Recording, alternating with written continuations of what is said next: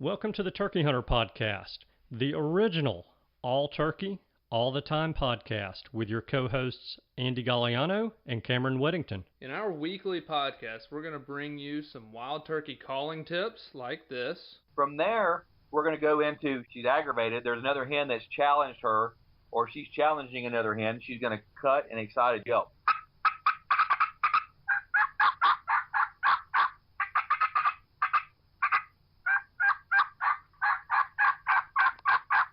Advice from old pro turkey hunters like this. The turkeys typically don't like, I think, more times than not, to travel in an easterly direction into the sun first thing in the morning, especially after he gets up. It's a blinding thing. It's just like you. It's hard for you to see into the sun. Mm-hmm. So if I have a choice, I'm going to try to make it so that I'm going to be on the west side in the morning, east side in the afternoon of a turkey. Exciting live hunts like this. Holy crap, they're coming.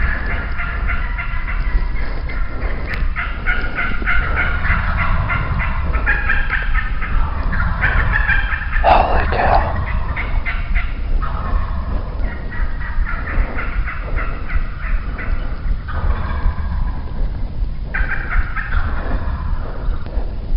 Oh, God.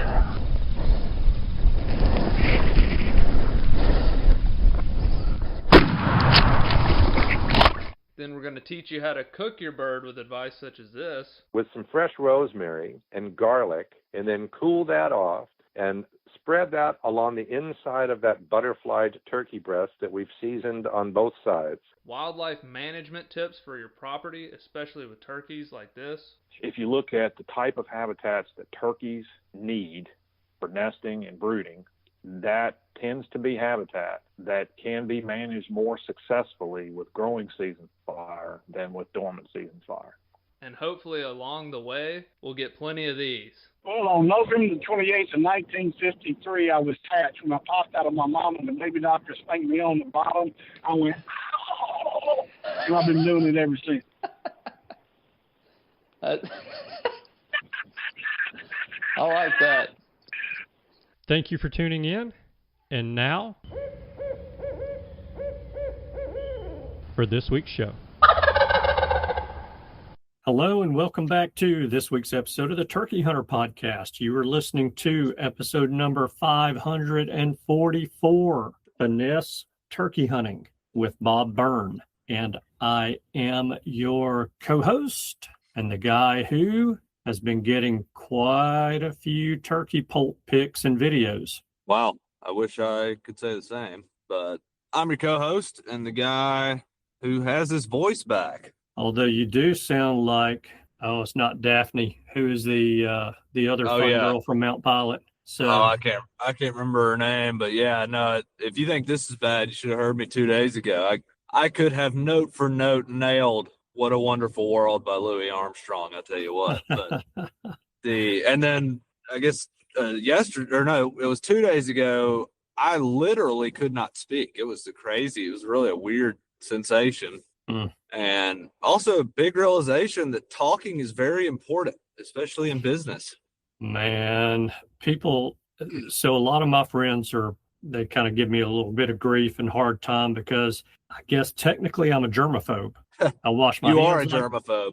See, there we go.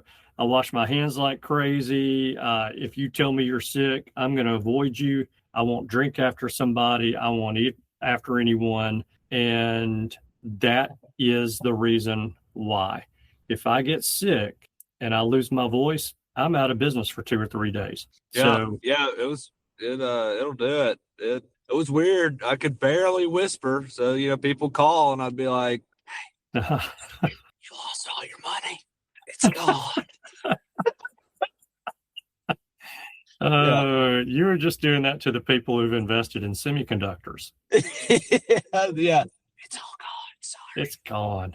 It's all gone. You could have retired yesterday, but now you're going to work forever. Yeah, it comes across better if it's whispered, apparently. Yeah, I think it is tolerated a little better. Yeah. Yeah. But no, in all seriousness, it was weird because I don't know, I've never had that happen where my voice was so compromised, but I think my neck is like swelling up interiorly, and I guess maybe some laryngitis occurred. I don't know. Well, all I can tell you is you're going to have to just start learning the words to What a Wonderful World, because I think there's some karaoke in your future tonight. Oh, yeah. Yeah, definitely so. But I am encouraged to hear that you're seeing some poults. That's great. Yeah. You know, we talked about it for a couple of weeks, I think once on the show and a couple of times separately, just you and I texting back and forth or having a phone call, just, you know, totally off the record, not anything to do with the podcast, just two turkey hunting buddies chatting. But we were talking about how there hadn't been any poults seen. And I hadn't seen any. None of my friends have been seeing any. And then all of a sudden, man, it is like the floodgates have opened up and they're all good size poults, like from the early hatches. And so, yeah, man, I think it's going to be very regional have and have nots with this year's hatch. That's about par for the course, though. It is, but I think it's going to be even more defined because I think the Southeast specifically went from very dry spring to extremely wet end of May through June and July. And the southern areas where those poults may have hatched 2 weeks earlier than, say, where I am, I think had a humongous hatch. And then where I am, the rains coincided right when they should have started hatching, which was terrible. Yeah. Because I still have seen, I mean, it is pitiful here. I've seen a lot of hens and hen groups and no poults. The 4 poults I did see, I never saw again. And I have a lone hen walking around the house still. So not a good sign. No. If that's her, that's not a good sign at all. Yeah, I mean, no guarantees it's her, but it could be.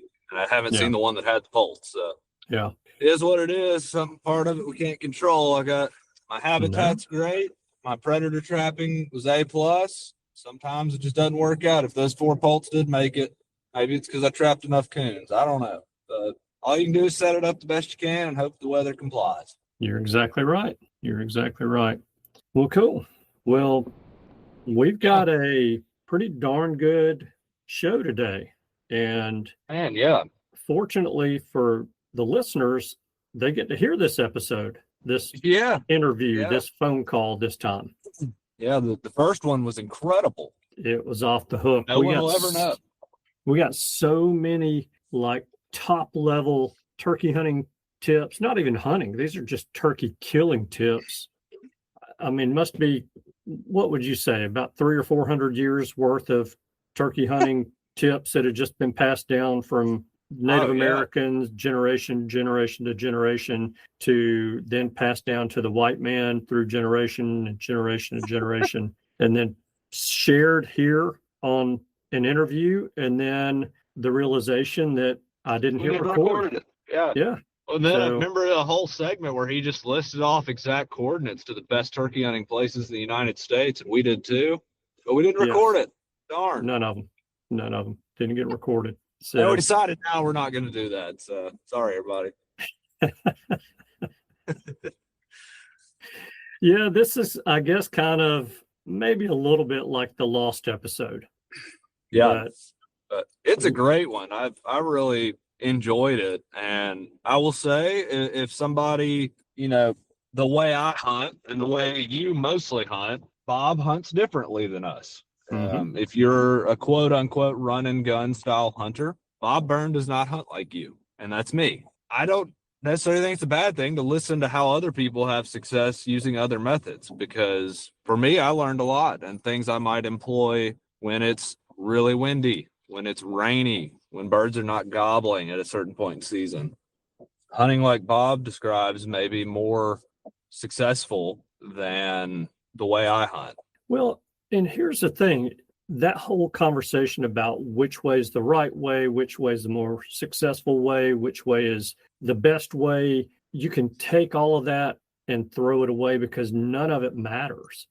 There's no way to determine what's the right way, the best way, what's the most successful way. But where I see real value in this, even if someone listening to this part of the show says, well, man, I hunt public ground, tens of thousands, hundreds of thousands of acres. I don't need to know any of this. Well, number one, you're going to pick up some tips you can use even when you're running and gunning. But number two, what if you're driving down the road one day going to work, or you're out of state, leaving the public ground that you're hunting, drive by a house with a barn and 10 acres, and there's 3 toms there in the yard by themselves and no public ground anywhere around that tract of land. You pull in, you get permission from the landowner to hunt. Well, now guess what? You're a small parcel hunter. If you're hunting public ground and there's nothing going on, then you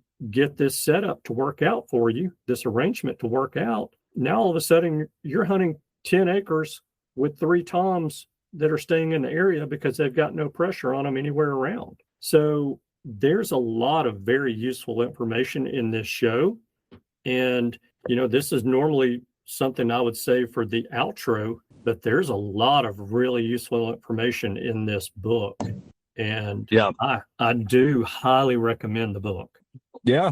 And it's an easy read. I think back to one of our hunts together out of state where there were millions of acres we could have hunted in this state, and we found some turkeys. The parking lot was completely covered in feather piles. And for me to get my turkey, we had to employ a strategy that was not run and gun. It was sit, wait, watch, be quiet. Mm-hmm.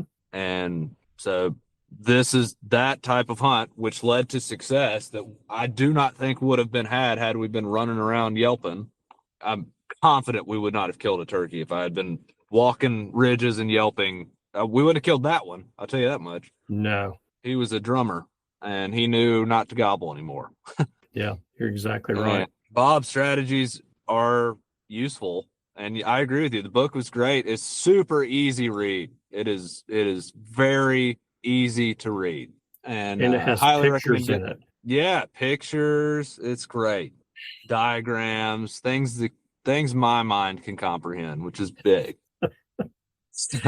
Highly recommend the book. That great favor of the week. Go grab a copy from Bob. I think I got a signed copy. I messaged him directly to get a signed copy, and highly recommend doing that. If you do that, please let him know you heard him on the show and enjoyed it. Tell him thank you for coming on. Yeah, no doubt. Well, let's jump in and start the call with one of the nicest guys I think we've ever had on the show. And from time to time, I question whether some of these authors we get on the show can hunt their way out of a wet paper bag, but I don't question whether Bob Byrne can hunt or not. So no doubt. Sounds good. Well, let's jump in. Let's do it. See you guys on the other side. We've got on the call with us today Bob Byrne, and Bob's an author, has written a book called Finesse Turkey Hunting, Methods, Materials, and Strategies for Hunting Gobblers on Heavily Hunted Public and Small Private Lands. And so none of you guys, other than the 3 of us on this call, know that this is round 2 of a conversation with Bob, because round 1, we had an amazing conversation that didn't get recorded. And so I'll take the total blame for that, because I'm usually the one who presses record. And we got to talking, and I just completely forgot about recording the conversation. So we get a do-over. And the content was so good, Cameron and I were like, you know what? We feel like we've got to get Bob back on here for a couple of reasons. Number 1, we owe it to Bob. Number 2, which really is the most important, is the important reason is that you guys need to hear this. And you probably want to pick up a copy of Bob's book. It's very easy to read, which is great for someone with a 3rd grade education like me. And there's a lot of really good information in here that we can all use, whether we're hunting that small parcel or thousands of acres of public ground. There are strategies and tactics in this book that I feel like we can all take advantage of. So, Bob, thank you for taking time out of your schedule to come back on with us and discuss your book and some of your tactics and strategies in here. And how's everything been going with you?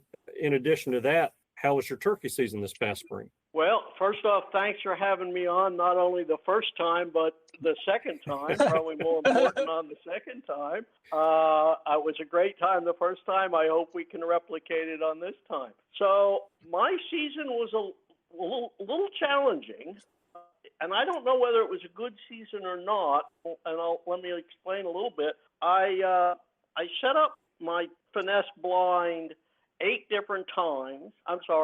12 different times. 8 times I called in hens, but not a gobbler came with them. I had 3 hens here on my property that showed up a week before the season, and that's one of the reasons I'm going to blame it on those hens. I said, well, all I have to do is hang around here, wait, and I'll get an easy bird here, and then I'll go out and be more assertive on the public land. Well, a gobbler never showed up on my property, even though I had hens here every day of the season. Interesting. And so I had a hard time finding birds. And by the time I went out and actually got aggressive on the public lands that I hunt, I also ran into some other issues. I ran into 2 fresh controlled Byrnes literally the day before I was arriving to my spot. So it was a tough season in terms of harvesting, notching a tag, but it was a great season.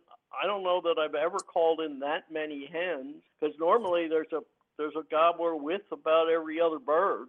About 50% of the hens that I call in, I have a gobbler come with them, so I don't have to continue on and hunt for 8 different times. But I also called in, and some guys may not appreciate this, but I had 2 coyotes within 20 yards of me, 2 black bears that were within probably 15 to 20 yards, a bobcat, and I couldn't tell you how many different songbirds I saw. So I had a great season. I had a great time. The birds just didn't seem to cooperate. I got you. Wow.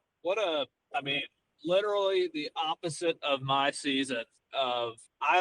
Thought after the season, I thought this is the weirdest year. I did not see a hen all season. Wow. Huh. Yeah, they were everywhere. Yeah, I only had gobblers. It was a tough problem, but the darn gobblers just kept coming in with no hens. I wish you'd share a little of that love with me. It's tough when the gobblers keep interrupting your hunts. I know. I feel for you, Cameron. It ends the hunt a lot of times. It ends it really quickly sometimes. Yeah.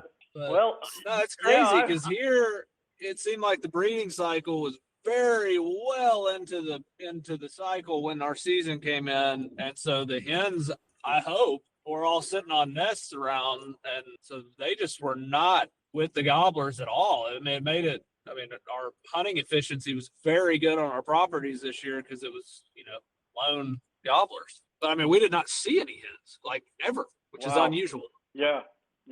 Well, as I said, and I was talking earlier that I had a hen nesting in my field just off of my lawn, and she was maybe 30 yards off the end of the lawn or the edge of the lawn. I could see her from the deck. And so I could see her coming and going, and I think this was her second nest, but she brought off 8 poults.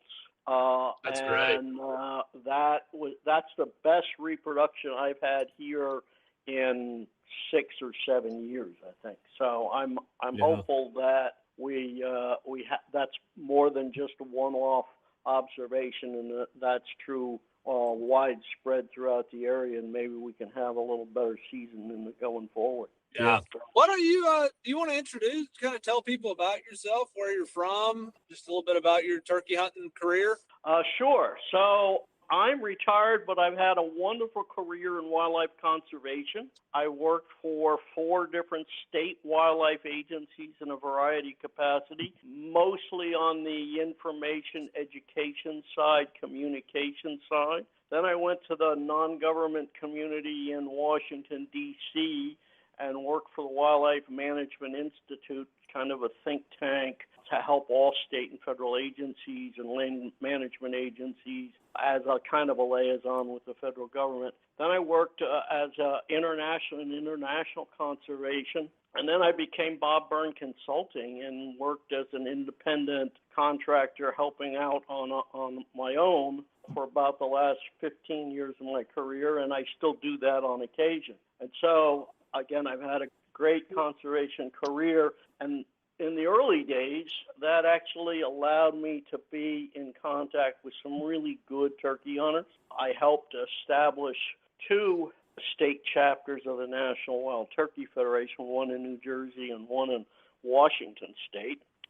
And in at least the East Coast, I had an opportunity to hunt with some folks like Ben Rogers Lee, Dave Harbor, an author down in Florida. Yeah. Sports Afield. I had an opportunity to spend a week hunting with him. He stayed in the house, and in the evenings we just talked turkey. And so had a lot of people help me out in my career, and I was very avid. I used to hunt in multiple states. I've slowed down now. And so, again, a lot of experience, a lot of different varieties. And actually, going back to Dave, he was the one who really started me down this path of finesse turkey hunting. And he himself was connected to a large group of turkey hunters and old-time turkey hunters that, their philosophy was, pick up a box call, yelp 3 times, set it down and for 15 minutes or longer, and don't move. Well, he revised that, and I have revised it since then. And so that's how I've started, and as you can probably tell, I love turkey hunting. I love turkeys. Wow, Yeah. That's pretty cool. I know exactly who Dave Harbor is. I've read a book or 2 of his. And how was your hunt with Ben Rogers Lee, though? I bet that was interesting. Well, yeah, Ben was a really aggressive hunter, and so I got a chance to be a judge at the Red Man World Turkey Calling Contest in Knoxville, Tennessee, and I guess that was probably right around 1980. And so I got a chance to meet him, and I actually overstayed. I didn't hunt with Ben, but in the evenings, the judges sat around and had a chance to talk with Ben one-on-one and ask him all kinds of questions. But the man that I did hunt with while I was down there was a guy that probably not known to many people outside of Pennsylvania, was a guy named Wayne Kokendorf. They called him Koki. And Koki was the guy that people like Rob Keck would call when they had a bad bird, say, Koki, help me out on this bird. And so he was an elderly guy, and we got along great, and he took me under his wing, and we had a chance to hunt, because the calling contest was in the afternoon, late afternoon. So we got to hunt in the morning, and then we'd get together and get organized and have the calling contest. So, again, part of that hunting experience that I really am thankful that I was part of. So, yeah. Did you get a lot of free chewing tobacco from Red Man? I suppose I could have, but I politely declined. Yeah, when you mentioned the name Red Man, I thought, dang, that's a brand I haven't heard anything about in a long time. Oh, yeah. So, That's yeah, awesome. that was, I went to school in West Virginia, and some of the barns, and the barns that had 2 Red Man all painted on the side of the barn, those are, memories that I can think back on, and that was a long time ago. And the people who own those barns were really proud to have them. So. Oh, yeah. Yeah, that's awesome. So tell us a little bit about finesse turkey hunting. You mentioned that, kind of where the concept came from, but tell us the difference, I guess, between the old concept of finesse turkey hunting and how you've kind of transformed that and modified that into what you use today. Yeah. So, yeah, I've just kind of built on that and used more modern materials and to some extent a little more strategy. And at least in my perception of the old-time guys, there were very few turkeys around. They were extremely secretive. They hunted out of blinds in many cases, and again, used very sparing calls. I do the same thing, but my blind that I built, which I call a finesse blind, is made out of die-cut material that you can buy. It's very lightweight, it's very mobile, and so I use it in conjunction with running and gunning. I'll run and gun on day one, find the best area that I can find, and then I'll set up, and either the next day or if I find it early enough on day one, I'll set it up. And my expectation, and a lot of it is managing your hunt expectation, is that I don't expect the bird to show up until the last 5 minutes of legal hunting hour. So I'm in it for a long run. And part of that is that in the old days when they hunted, there weren't many turkeys around, and you really didn't want to screw one up and make them any smarter than you needed to. Today, there are probably a lot more turkeys around, but there are also a lot more turkey hunters. And as a result, I think, particularly on public land, those turkey hunters have made the turkeys extremely spooky and wary. And so I expect to sit there for quite a few hours, and I've made equipment, specialized equipment like the finesse blind, to be able to be comfortable, be well concealed, and have the confidence necessary that I can call in a bird at that location. And the situation is, quite honestly, most hunters, because of what they see and hear on TV and read in the stories, are all overly aggressive, very loud calls, have very little patience, and the birds quickly learn that is not likely to be a real hen. And so I've taken the opposite effect or strategy in being very quiet, very subtle, and sitting there for a long period of time. So you literally say a day you plan to hunt, you will get there prior to daylight, and your expectation is to sit there until shooting time ends. Correct. On day two, I have to find a place that I'm confident in. And sometimes that's on history, the places where I've killed birds in the past, or I've recently scouted and I know there's a bird around, and I know that this area that I select is going to be, or has a high probability of having or being attractive to a turkey. Try and find a place where they want to be, and then sit there. And my job essentially is to be there when they decide to show up. And I view it, a lot of people can't do that or don't think they can do that.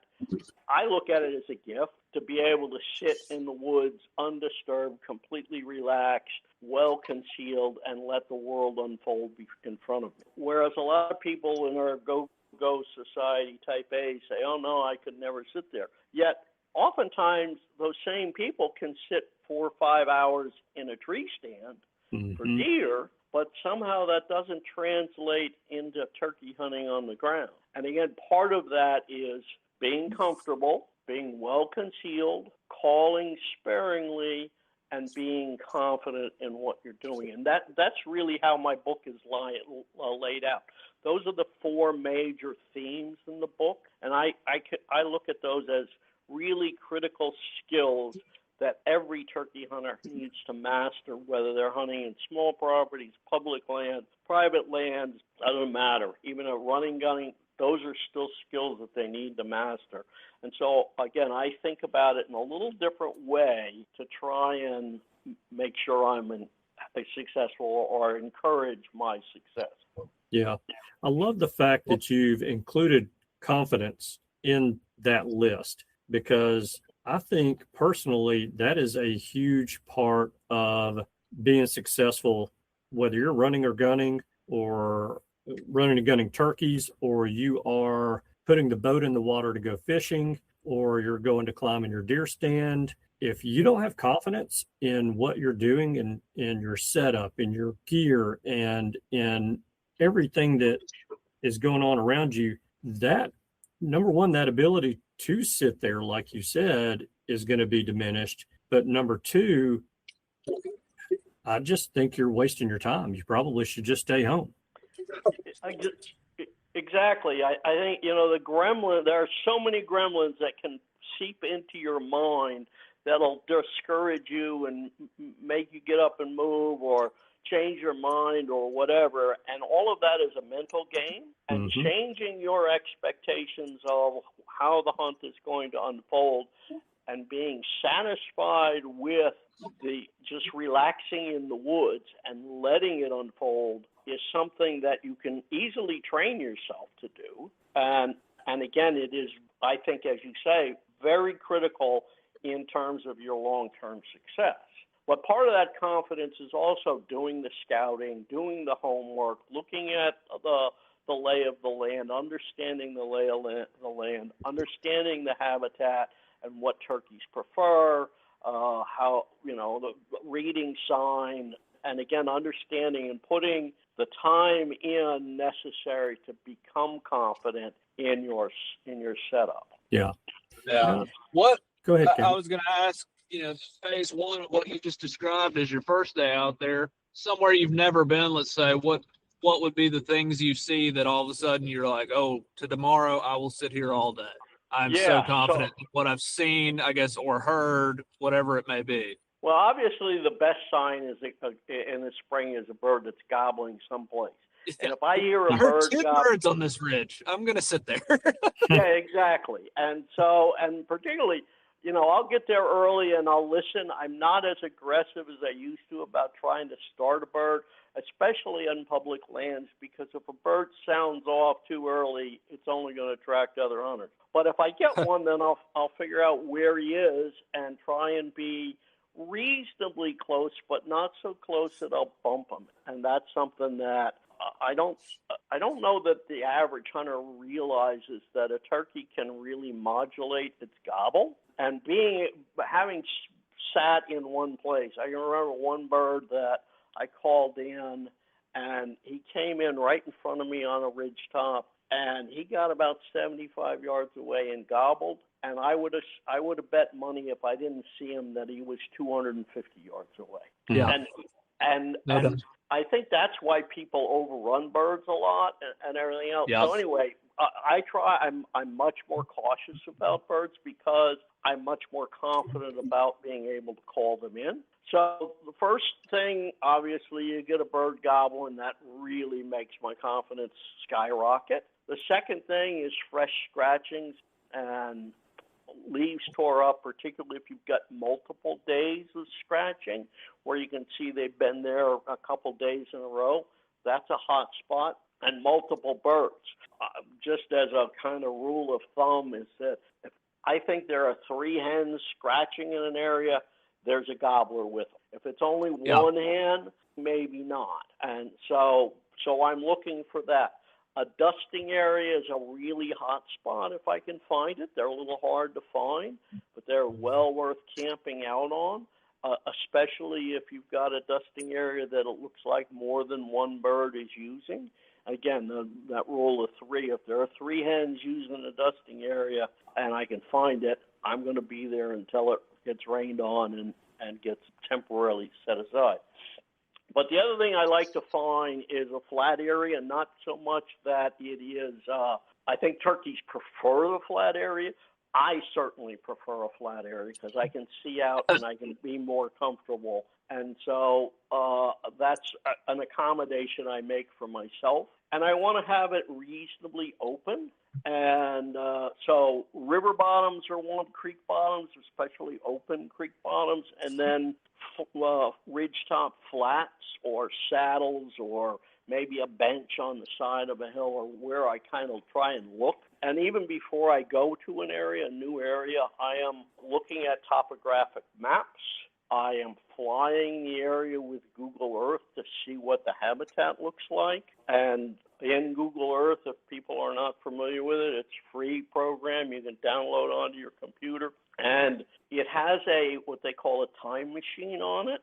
And you can look back for the history of aerial photos of your area. So generally, they're about every 5 years apart. So you can say, they took a photo last December, then 5 years ago, they did it in February, and the 5 years before that. And so you can look at how that area has changed, whether there's new roads in it, whether it's been cut, whether it's been burned, all kinds of information on there. You can tell trees, at least hardwood trees from conifer trees, and so you get a good idea of what that habitat looks like. And then I will go in, once I find a location, says, oh, that looks interesting. I'll spend some time scouting it out, pre-season if I can. If I'm cold rolling into an area and I'm going to just hunt, well, I'll check that out as soon as I can and look around and spend a good bit of time looking around to find those areas so that I can set up on. Gotcha. I think one really interesting thing you said is you're looking at how many hens you think are scratching in the area, because I think people don't appreciate as much. I mean, it's pretty rare, I think, for a gobbler to spend much time scratching in the spring when he's mating. And so for me, I'm looking for exactly what you said, multiple hens. Because if it's one hen, she may have a nest nearby and she's just recessing a little bit. She probably doesn't even want a gobbler with her. Exactly. Yeah. And one of the other obviously hot spots is strut marks, drag marks in the leaf or in the road or something along that line where you can see that a gobbler, and that again is a hot spot. And so if a gobbler gobbles, say he doesn't gobble on the roost, but he gobbles on a ridge top, a half a mile away at 10 o'clock, you can bet a lot of money that I'm going to be there by 8 o'clock the next day, if not earlier, and I will sit and wait for him because he's already told me that's an area that he's comfortable with, that he wants to hang around on, and he expects hens to be there. And so that all adds to my confidence in setting up. And then I don't overcall, and that's another big thing, particularly on public land. Very light clucking and purring. And in fact, Dave Harbour used to tell me, don't yelp at them. Don't yelp. Just cluck and purr. And so I try to obey his words of wisdom. I do occasionally yelp, but I will a loud yelp maybe once an hour, and then clucking and purring maybe every 5 to 10 minutes. And they can hear that. People don't realize how good turkeys can hear. Something that a person can hear, I think, at 30 or 40 yards, a turkey can hear at 200, 300 yards under the right conditions. I don't disagree with that statement in the least little bit. And I've told this story numerous times on the podcast, but I had a turkey respond to just the softest, lightest purring and clucking that I could make on a pot and peg call. And he was a half mile away. He was at least 800 yards away. And 10 minutes later, he is standing literally 9 feet behind me. Right where you wanted him. Perfect. Exactly. Yes. Perfect location. Yeah. I've had very similar experiences to that, and I just didn't want to extend it out to that far because people hardly believe they can hear it from 200 or 300 yards away, but I'm sure they can hear it that way. And going back to your story, when I started, I didn't have a blind. I would just sit next to a tree and call them, and I had pretty good success doing that, but almost all of them came in behind me. And I got to thinking, how is it that they know which direction that I'm sitting? And I came to the conclusion is that they don't. But the reason that they didn't come in front is the ones that did come in front of me saw me. And so then they ducked and left and they didn't putt or anything else. So I started building this blind system that is, again, this die-cut netting that I've added gilling material, and I use a rope along the top and tie it off to trees so that it's somewhat suspended. And then the somewhat unique part about it is I use these goofy camouflage umbrella hats, and they are as goofy as they sound. But I don't use it as a hat. I use it as a prop to push out and support the blind. Because one of the things I found is that if there's any breeze and the blind blows and ripples in the wind, that will spook a turkey. And once I perfected that blind system, I found that the turkeys come in from all directions because they don't see you. You are hidden You can move, you can become comfortable, you can use the pot and peg, which is my favorite call, but I have a diaphragm in my mouth all the time. I have a gobble call sitting next to me. I can take a sip of water if I want. If I want to eat a snack, I can do that, all being very confident that they can't see me. And now they're coming in still very cautiously, but they're coming in from multiple directions because they just don't see you. Yeah. And I had a gobbler see me this year, and I had a lot of really fun, successful hunts. And one of the ones that like is ingrained in my mind harsher than anything is this one that saw me. I mean, he caused me to question everything. Like I think I've changed every stitch of clothing I was wearing that day. I don't think I own any of it anymore. Like I was like researching. Anyway, I got way in the weeds of stuff, but he saw me like I was in a Michelin Man suit doing jumping jacks, and I didn't move an inch. I mean, it was unbelievable with a huge tree backdrop. Everything, it just their eyesight and their hearing, everything is unbelievable with a turkey to me. And I believe a bird that has been educated can look even more detailed and figure out outline, profile, running a pot and peg call. I mean, I now paint all my strikers to camouflage, but I think they can still see that.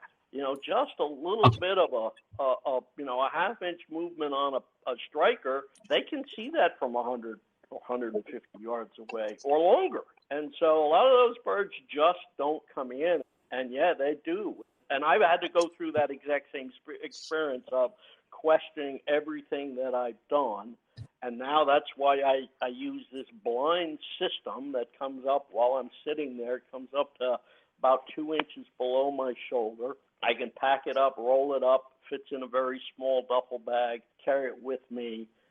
Takes a couple hours to build depending on how elaborate you want to be. And it gives me that extra confidence to know that I'm concealed and know that a turkey that does look at it will accept it and not question.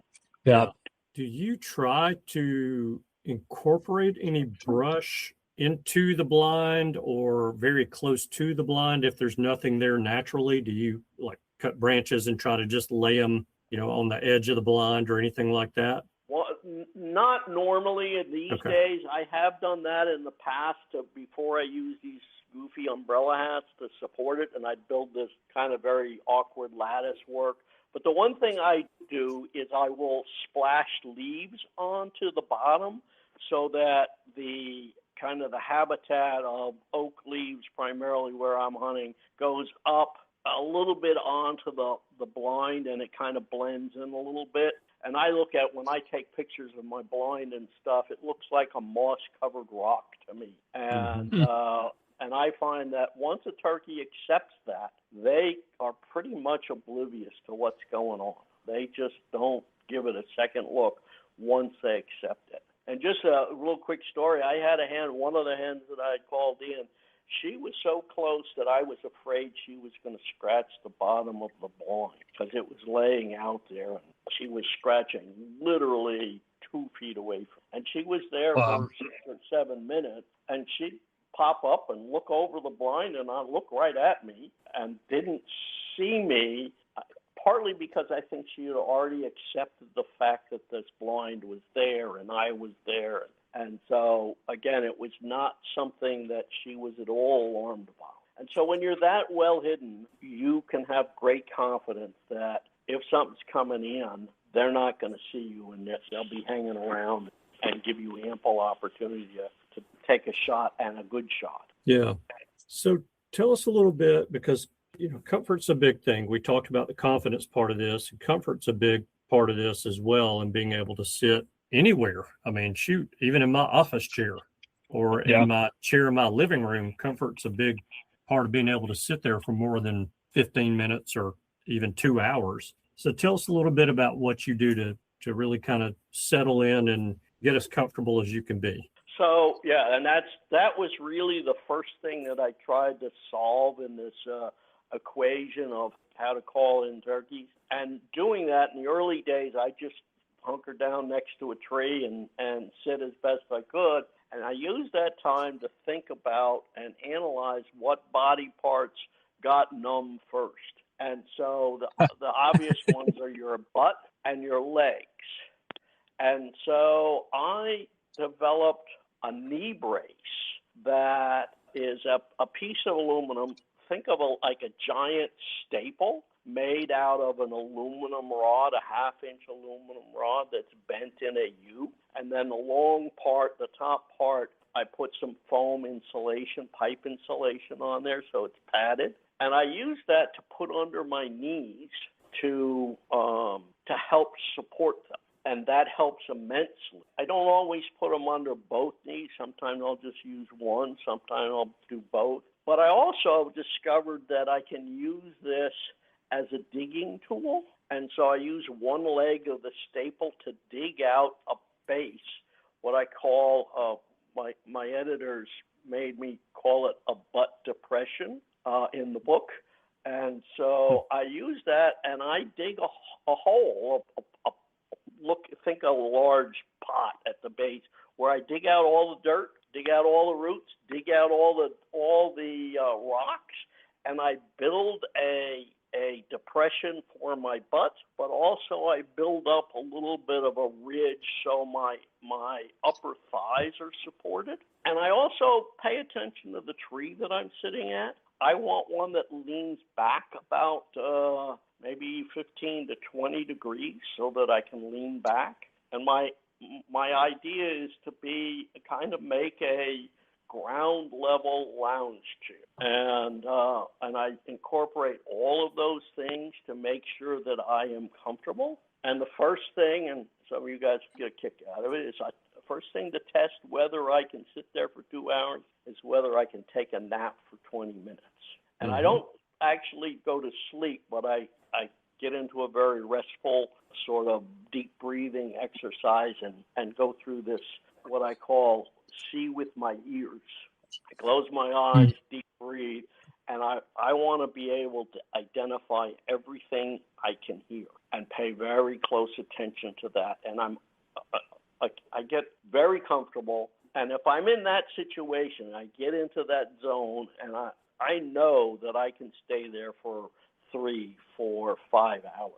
And I can adjust myself because I'm inside of this blind. I can slowly move around and change locations and cross my legs and uncross my legs, something you could not do without being in the blind. But I can do that very confidently because I'm A, well concealed, and B, I'm comfortable. And so I know that I have a lot stacked in my favor for playing this game.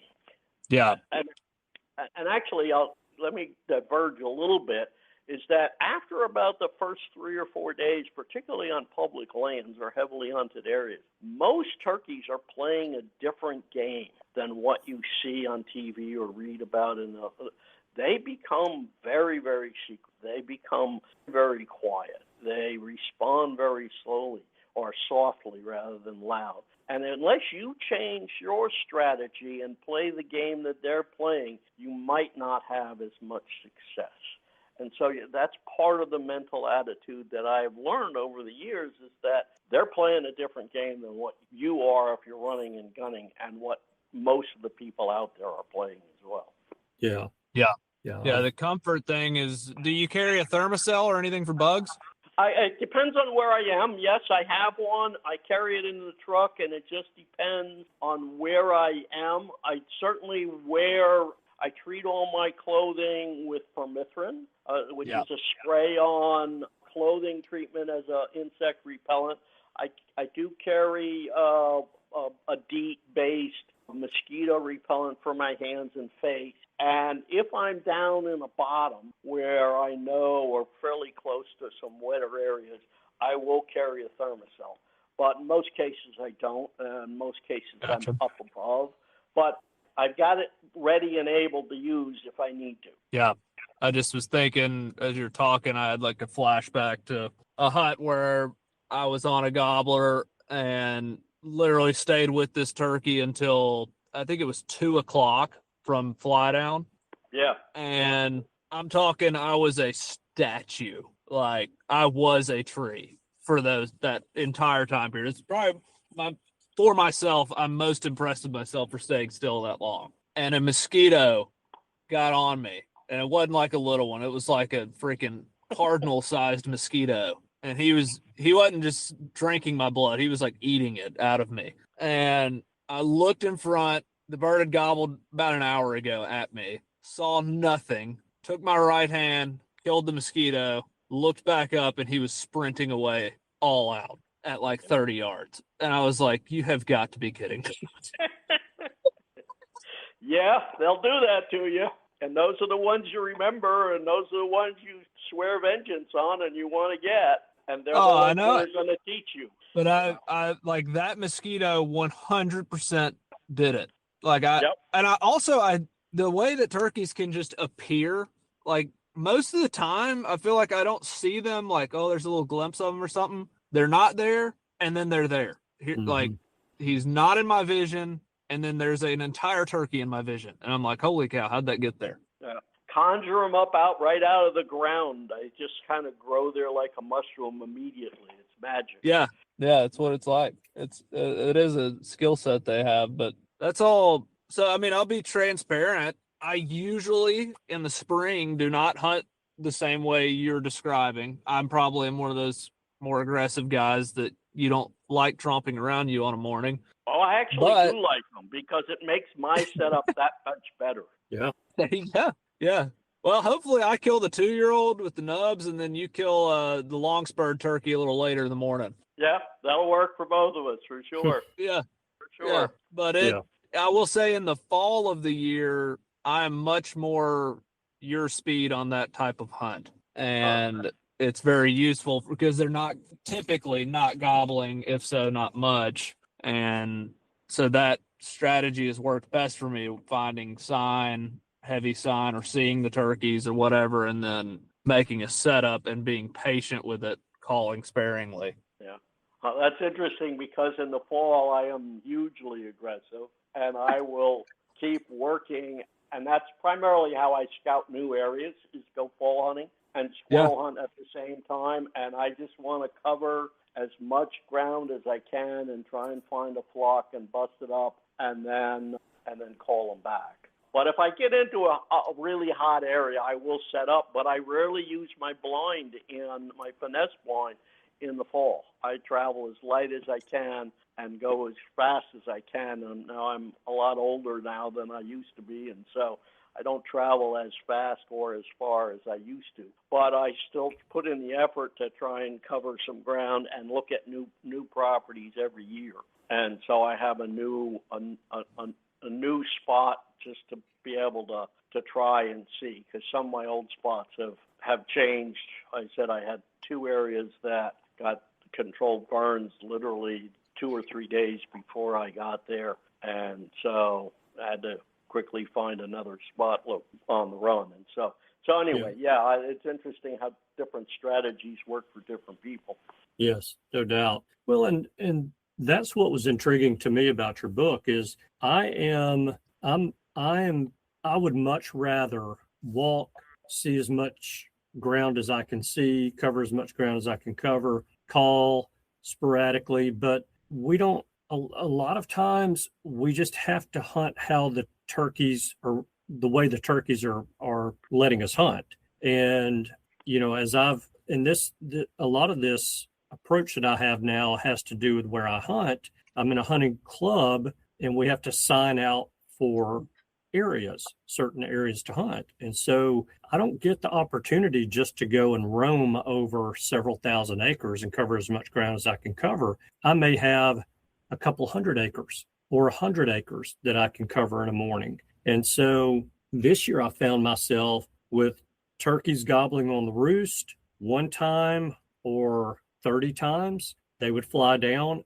Maybe you'd get a gobble on the ground, and that was it. There was no more gobbling the rest of the day. So what do? Well, I don't want to go home. I don't want to go to the office. So I can keep tromping around in that same 100 or 200 acres and run every turkey that's in the area out, or I can park my rear end somewhere where I see a lot of scratching and a lot of sign or maybe possibly underneath the tree that I heard that turkey gobble in from that morning from the roost. And so I'm going to opt to stay in the woods as long as I can stay. And so I found myself sitting way more this year than I ever have, primarily for that reason. And so, I think you just have to take what the turkeys are going to give you a lot of times. And then you also take advantage of the opportunities that are presented to you. And what I mean by that is the opportunity that's presented to me in this club that I'm in is we sign out for an area, you're expected to stay in that area. You do not get outside of it for safety reasons. And so you've got to figure out a way to hunt in that area and take advantage of what's being presented to you. So, I just see someone may say, well, I just hunt public ground and I'm just going to cover as much public ground as I can cover. Well, the definition of insanity is so very true. And if you're not having success hunting the same way that you've been hunting every single day, day in, day out, you may want to mix things up. And if you've been running and gunning, you may want to park your rear end somewhere in some heavy turkey sign. And if you've not been running and gunning and you've been sitting, well, maybe you want to get up and run a gun a little bit. So just to kind of mix things up, because you've got to take what the turkeys are going to give you. And so there's just a lot of strategies in this book that I feel like most hunters can use, even the young ones who want to do nothing but run and gun. I still feel like you're going to come across a piece of public ground where these tactics can benefit you. Yeah, or even in situations like your hunt club where you're assigned to a relatively limited area, and if, as you say, if you decide to run and gun, you can chase them all out of there and make them all smarter. Mm-hmm. And that's exactly why I wrote this, is because running and gunning and finding hot birds and calling them is exciting, and I will do that every chance I get. But when it doesn't work, you really need an effective plan B. And for me, that effective plan B has been developed over decades, literally, to now where I'm confident enough to where I can share it with the rest of the world. And a lot of it has to do with this blind and being comfortable and having the confidence to stay in one place.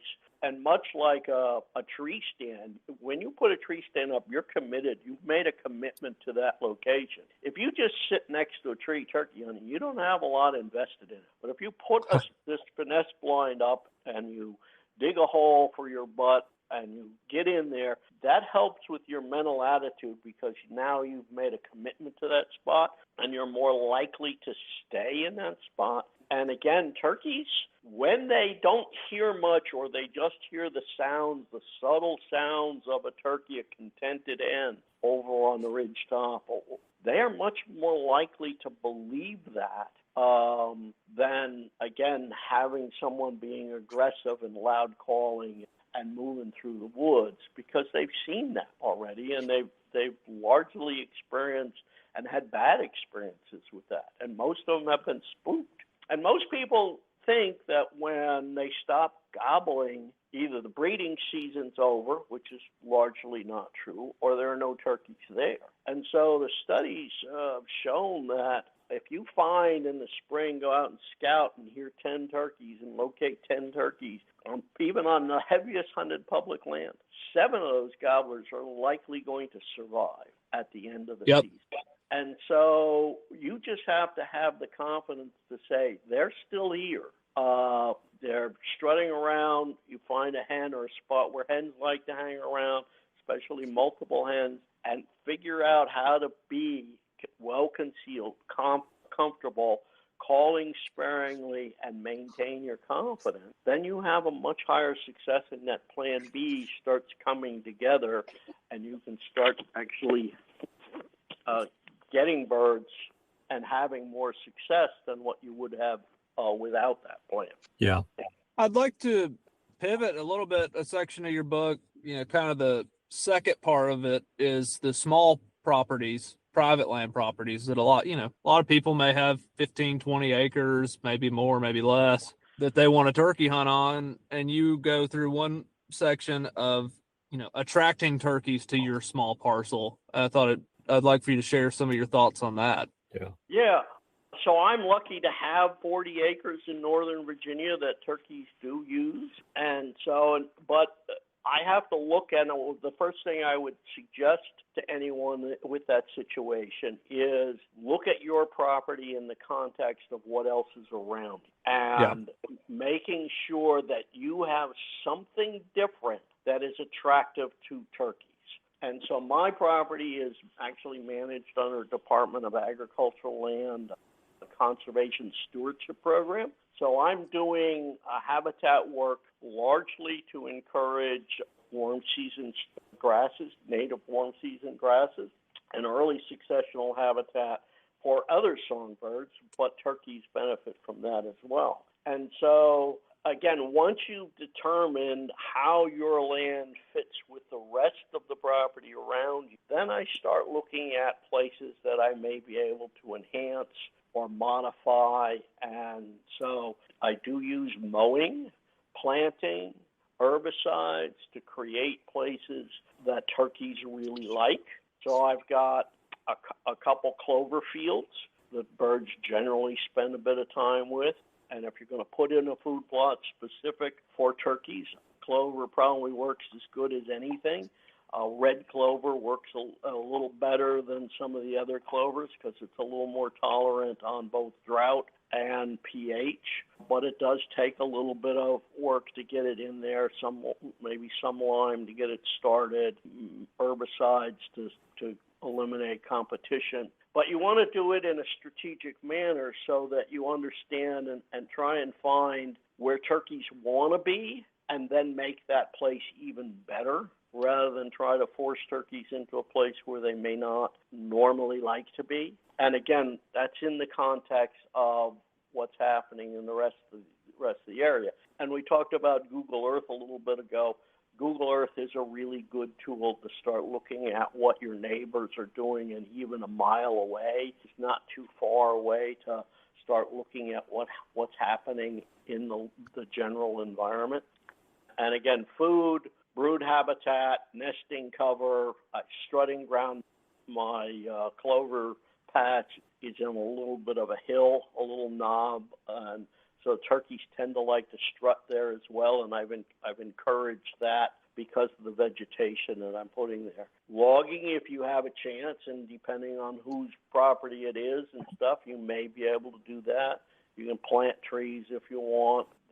I've got wild cherries, and it's more of a fall and winter food. But if they're there in the fall and winter, they'll remember it in the spring.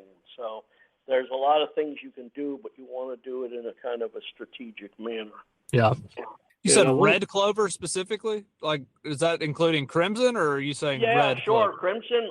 I'm gonna this patch I have has got it's a mix of crimson and Dutch white clover, and the deer graze it down pretty hard, but the crimson is pretty good about that, and so and I keep it mowed fairly short. The crimson clover can get up fairly tall, and so I want that to be brood habitat, strutting ground, and then about now, I will just let it go to whatever it wants to. But up until, say the 1st of September, I'll keep it mowed at under a foot tall. And so the young poults will get a chance to work through it, not too much. And the birds will use it, and they can strut around in that.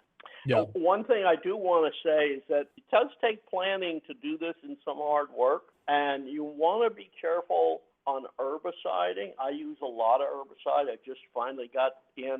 I've got herbicide. I've herbicided a couple spots for my fall spots to plant now.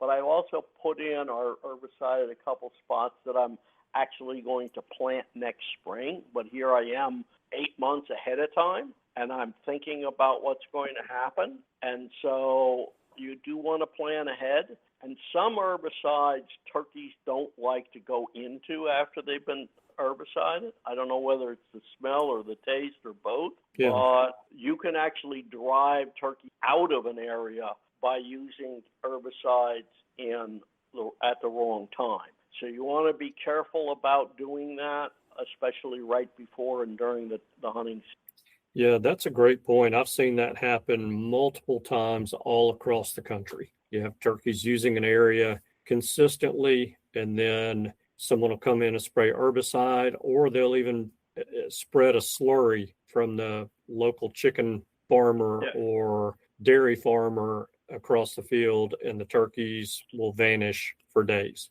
Yes, and instantly. Yes. I don't know whether they can tell, and my guess is that they can tell, that they can smell the change, the chemical nature of what's on that field, and they just don't come out. They don't come out and try it and say, "Oh, I don't like it," or "Something's wrong here." They just disappear. They do. So, and sometimes they disappear from the entire property. They may go, a half a mile away or a mile away, and just pull up stakes and move somewhere else. And so you want to be very cautious about how and when you apply that. Or, again, earlier in the season, a month or so, you probably can get by with it. But if it's a week before the season or in season, you probably have just made your task a lot harder. Yeah. Yeah. Makes you wonder. I wish we had that sense. We'd probably, I guess, run away from half the stuff in the grocery store, though. So yeah. We'd all be running away from Walmart. Yeah. I often think about as we as humans have evolved, what things we left behind. The sense of smell, the sense of the eyesight, the sort of sixth sense of what's happening out in the world that I believe Native Americans and our ancestors had in abundance, and we don't have that now. And so it's a loss. It'd be great to see what those or feel and smell and observe what kind of senses they had and how they applied it. Yeah. I don't doubt that for a second. And if anyone does doubt it, just do what Cameron said. Go to Walmart and you'll see how oblivious people are that there's another human being on the earth with them. It is mind-blowing. They're so unaware of their surroundings. It is insane. Yeah. That is true. I used to work in D.C. and early in the morning I'd get off the metro and hike up the street to my office, and a big crossroad, a major crossroad in D.C. And there was a peregrine falcon nesting in a church up the street, I don't know, 8 or 10 blocks up the street. And here it is, rush hour, hundreds of people are crossing in the street. Down through the middle of the road, this peregrine falcon whacks a pigeon right in the middle of this intersection. I am the only person who saw that out of 300 or 400 people. And I'm standing there looking like a gap. And people are looking at me like I'm crazy. And by the time they even looked up, the peregrine is gone. And so how unaware people are is really, as you say, amazing. And you want to work, if you want to be an effective hunter, you want to work to become absolutely aware of everything you can be aware of. Yeah. Well, Bob, do you want to, speaking of people being unaware, do you want to share at this point how people can get a copy of your book to make them aware? Sure. It's Finesse Turkey Hunting. It's available through Amazon.com. So if you either Google it or go on Amazon and just type Finesse, Finesse, Turkey Hunting by Bob Byrne, Byrne, it should pop right up. All the fulfillment is done by Amazon. It's both available as a hardcover and a soft cover. If you want an autographed copy, I'm a little reluctant, but my email is bobbyrne2018, so it's Byrne 2018 @gmail.com. You can drop me a note, and we'll figure out how to get you a signed copy if that's something you want. That's fantastic. Perfect. Yeah. Well, thank you again. I've enjoyed this. I enjoyed the first one, and I've enjoyed this one as well. You're just a great guy. You've got a wealth of knowledge about turkeys, turkey hunting, and just a ton of woodsmanship sense about you. And, I think that's great. You're a fantastic guest to have on the podcast and discuss these things. And so I appreciate your times too. Well, I appreciate it, guys. again, times two of having me on. And anytime you want to chat about turkey hunting, I'm down for it. So hopefully we can do it again and dive into a little deeper and tell a few stories and hopefully help your audience become better turkey hunters. We're going to take you up on that for sure. Perfect. Thank you, Bob. All right. Thank you, guys. I appreciate it. Have a good great day. All right. Bye now. Yeah. Goodbye. Bye. Man, again, just a heck of a nice guy. And I know it. You know, he was not put out at all with the fact that I screwed up and didn't record the first call. I mean, that was an hour and 15 minutes of his life, essentially, other than getting to talk to you and me, essentially wasted. And no, I wouldn't even put essentially in there. You just put the nail in the coffin that was wasted. He was talking to you and me. And he did not flinch in the least little bit when we called him or texted him to ask him to come back on. And, you know, there's good reason why we did. And you guys heard it. Yeah. He's a wealth of information. I really, you know, once again, I'm going to say it this one last time. And then we pretty much put most of our outro into the intro. So I don't know how much more we'll dwell on this, but there's information in this book we can all benefit from no matter what your hunting style is.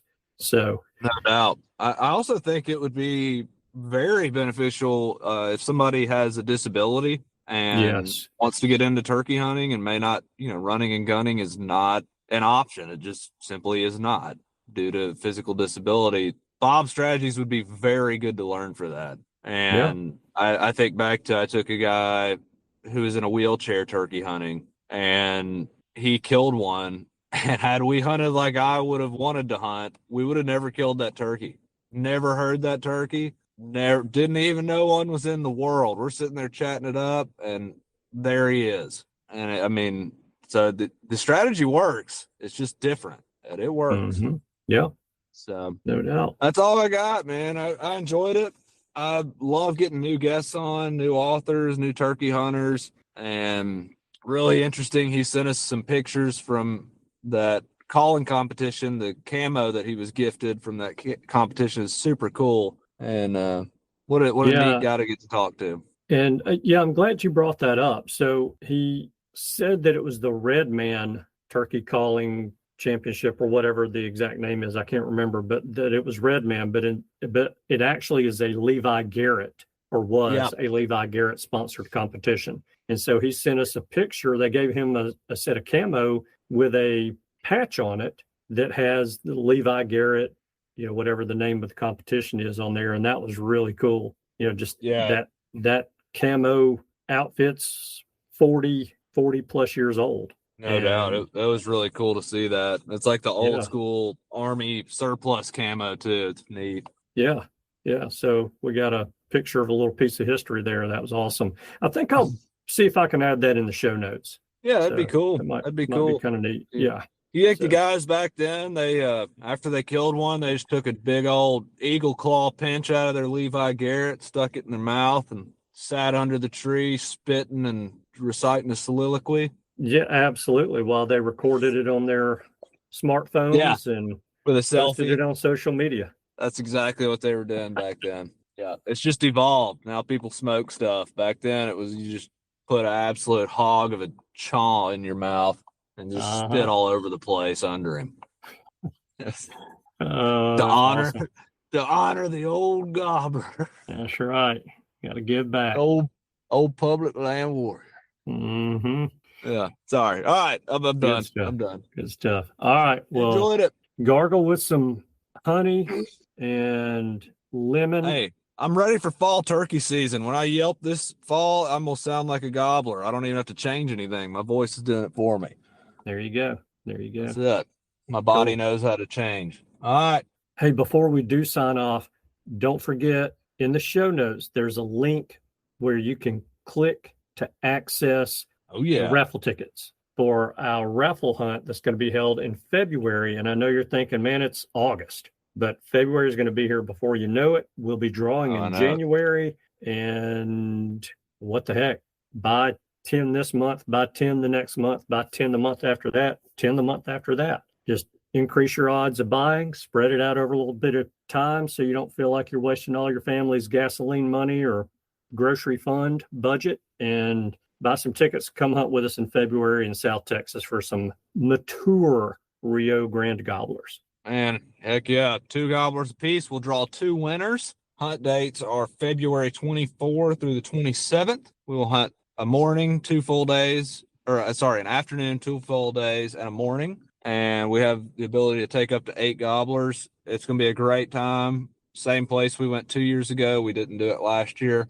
And proceeds will be split between the National Wild Turkey Federation and Turkeys for Tomorrow, 50-50. 0% to Cameron and Andy, 50-50 to turkeys. And when we did this last in 2025, we sent a little over $2,000 to both of those organizations, to each of those organizations. Yeah. So your money's being put to good use. Yeah, I think it's a really cool thing. And we received some ample thank yous from the organizations, and just it's a neat thing to be able to, for our podcast, to be able to put a little money back into wild turkey conservation research, whatever, and we appreciate you guys who participate. I have a feeling both our winners from last time will buy some tickets again. I think they had a pretty decent time, so we had a great time, and we're going to do it again. Yes, indeed. Cool. All right.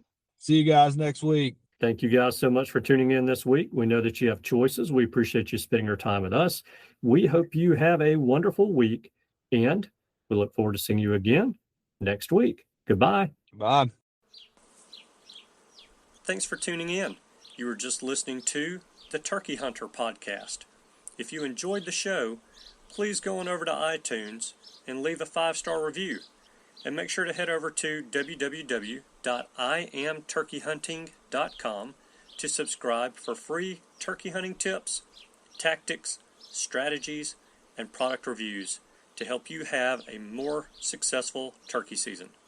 And stay tuned for upcoming episodes on hunting afternoon birds, how to film your hunt, and the breeding cycle of hens, as well as some guest interviews. Thanks again for listening.